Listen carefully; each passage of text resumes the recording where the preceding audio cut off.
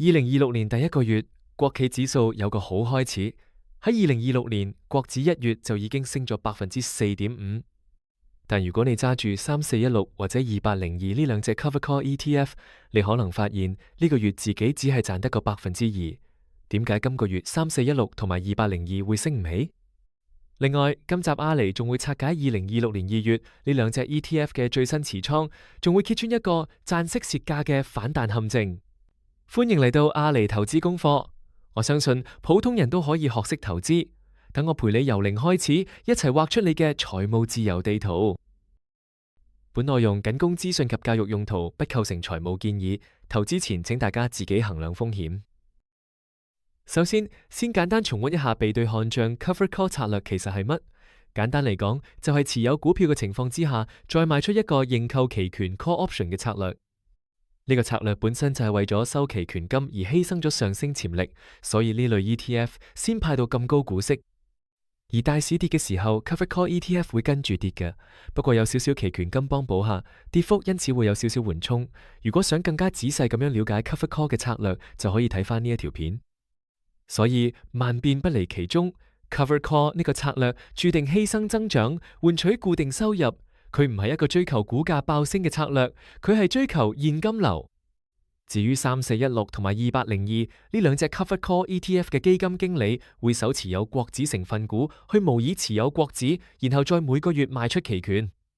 佢哋嘅基金經理會主動去揀期權嘅行使價同埋到期日。如果你第一次聽呢兩隻 ETF，想重溫翻呢兩隻 ETF 係啲乜嘢，同埋佢哋嘅管理費，可以睇翻呢條片噶。嚟到2026年2月。究竟3416同埋2802點樣揀行使價呢？同埋佢哋做咗幾多 short call 嘅合約呢？到期日點揀呢？而當佢哋開新嘅 short call 嘅時候，引申波幅有幾高呢？呢4個因素係影響呢兩隻 ETF 最終收益嘅分別。先講下行使價嘅影響。short call 越揀得行使價越低，其他因素不變嘅情況下，就代表收多咗期權金，賺到嘅升幅越少。亦都可以諗成，當揀嘅行使價越低，就係減持得越多國指入面嘅股票。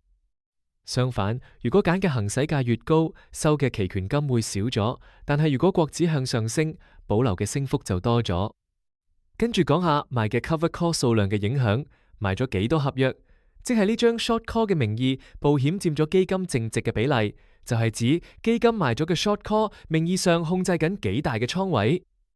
如果係100%，即係佢嘅資產都有拎嚟做 short call， 名義保險越細，即係佢拎比較少嘅股票嚟做 short call， 收嘅期權金越少，但係保留嘅升幅越大。相反，名義保險越大，即係做多咗 short call， 收嘅期權金越多，但係保留嘅升幅越少。第三個因素 ，short call 所揀嘅到期日，揀嘅到期日越近，賺嘅時間值流逝速度更加快。但係同時，如果期權由價外變做價內嘅時候，期權金對於股價嘅敏感度就變得越勁。第4個因素 ，short call 開倉時候嘅引申波幅。如果開倉嘅時候引申波幅越高，收到嘅期權金就越高，應付下跌嘅緩衝就越多。但係我哋唔會知道基金經理幾時沽出期權，所以只能夠好概括咁講，當引申波幅高嘅時候，比較適合賣出期權。講完呢4大因素，跟住我哋回顧一下呢兩隻 ETF 喺1月份嘅情況。1月嘅時候，3416同埋2802都係賣緊9000點嘅 call， 同樣揀嘅到期日都係1月尾到期。3416賣咗嘅期權佔名義資產嘅103%左右，而2802賣咗97%左右，有3%嘅股票冇拎嚟做 short call， 保留多咗少少升幅。可能因為呢個原因，喺1月份2802輕微跑贏3416。2802 1月尾收8.875，連埋1月股息0.14，比起12月尾收8.73，總回報係3.26%。3416 1月尾收10.4，連埋1月股息0.14，對比12月尾收10.28，總回報係2.53%。但係最重要嘅係呢兩隻 ETF 1月都跑輸國指。國指1月表現點呢？國指1月尾9317點，12月尾收8914點，升咗4.53%。由此可見，當國指大升嘅時候，2802同3416都冇跟住升足。簡單講，兩隻 ETF 都跑輸指數，但2802略勝3416少少。嚟到2月份，3416賣緊嘅 call 行使價係9600點，而2802賣緊嘅 call 都係9600點，而兩隻 ETF 都揀咗2月尾到期。3416賣咗嘅期權佔名義資產嘅99%左右，而2802賣咗98%左右。就今個月嚟講，呢兩隻 ETF 策略幾乎冇分別啊。所以喺我嘅角度，揀3416定係2802嘅分別唔係咁大，大家可以考慮更多關於 ETF 嘅流通量同埋管理費。如果你哋希望我每個月幫大家 keep 住跟蹤，就快啲 like 同埋留言，每月跟蹤 Covered Call ETF， 等我知各位觀眾中意呢一類嘅內容啦。咁你應唔應該揀 Covered Call ETF， 同埋應該點樣揀？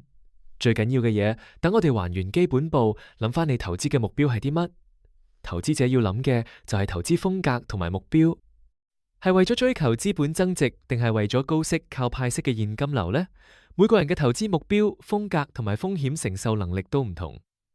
如果你仲想參與國指嘅升幅，無論3416定係2802呢兩隻買 at the money 嘅 Covered Call ETF 都唔適合你。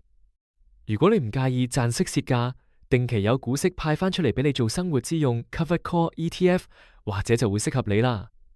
如果衡量過之後，仍然覺得 Covered Call 犧牲上漲幅度換取現金流嘅風格適合你嘅話，接下嚟要考慮嘅就係使唔使揾基金經理幫你操作呢？如果自己識操作嘅，根本唔使買 ETF， 自己做 Covered Call 可以慳翻啲管理費，仲可以自己調節行使價同埋到期日，自由度大好多。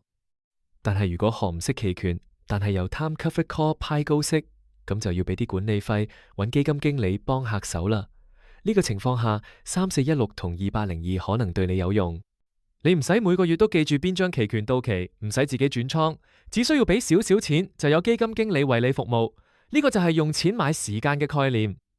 另外，如果 Covered Call ETF 賣期權嘅策略都係賣 at the money， 而且只有1個月就到期嘅期權，然後等到期權到期先至再開下一個月 short call， 呢個就係 Covered Call ETF 最怕嘅情況。1個月大跌之後，第2個月又急速回升。例如有隻 Covered Call ETF， 佢都係追蹤國指嘅，然後會每個月 short call 揀 at the money 嘅期權，到期之後先至轉倉。如果2月先跌10%，然後3月再回升10%，於是呢隻 ETF 喺2月雖然袋晒高位 short call 嘅期權金，但係3月開倉下一個月嘅 short call 嗰陣，為咗收足夠期權金，會喺低位買 at the money 嘅期權，鎖定要喺低位沽貨，反彈嘅紅利就會被封死，於是就會造成2月大跌跟得足，而3月反彈跟唔足嘅情況。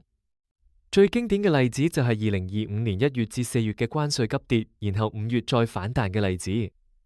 下圖係納指 ETF QQQ 同佢嘅 Covered Call ETF QYLD 嘅對比圖。要留意嘅係，圖入邊已經考慮咗股息再投資嘅影響。2025年1月到4月初，股市一直反覆下跌，直到解放日關稅出爐之後，納指跌咗18%。至於 Covered Call 入面嘅期權金就帶嚟少少緩衝啦。最後 QYLD 只係跌15%，跑贏納指3%。但係當特朗普退縮嘅時候，股市急速反彈，納指喺6月已經翻到之前嘅高位。但係就 Covered Call 策略而言，由於股市向上嗰陣收益已經封頂，導致 QYLD 連埋股息再投資嘅回報都要等到10月中先翻到之前嘅高位。至於我會唔會買2802或者3416，我自己就用另一個期權策略，風險同回報同 Covered Call 一樣有息收，但係連一開始要開倉買股票所需要嘅錢都暫時慳翻。大家估下係乜嘢策略？留言睇下邊位觀眾估得到。總結一下 ，Covered Call ETF 做 short call 嘅時候，決定回報嘅因素有4個，當中係行使價、short call 張數、到期日同埋開倉時候嘅引伸波幅。1月份國指升得好勁，無論係2802定3416都跑輸國指。2月份無論係3416定係2802，佢哋 short call 嘅行使價同埋到期日都一樣。short call 佔倉位比例都差唔多，所以兩隻冇咩分別。另外要小心即月 Covered Call， 最驚即月暴跌，轉倉之後再爆升。如果你識期權，可以自己做 Covered Call 噶。如果你而家持有3416、2802或者其他 Covered Call ETF， 不妨喺下方留言區分享你持有 Covered Call ETF 嘅睇法。最後多謝會員 Jackson Wong KY 同埋 Cliff Fan 8716支持上次影片。如果呢條片幫助到大家嘅話，不妨 Superfans Like 同埋留言話我知你想我講邊個 topic。我哋下次再見。